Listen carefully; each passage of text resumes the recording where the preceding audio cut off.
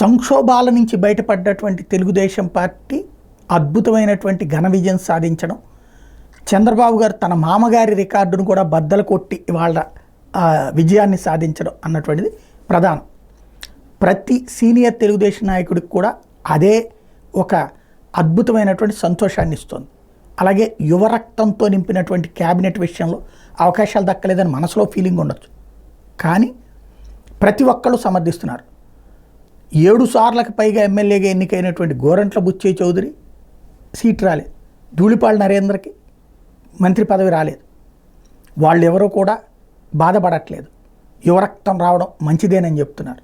యనమల రామకృష్ణుడి దగ్గర నుంచి అయ్యన్న పాత్రుడు దాకా ప్రతి ఒక్కళ్ళు కూడా తెలుగుదేశం పార్టీలో వాళ్ళు ఎవ్వరు కూడా ఫీల్ కావట్లేదు, జ్యోతుల నెహ్రూతో సహా మంచి పనే చేశారు అని చెప్తున్నారు.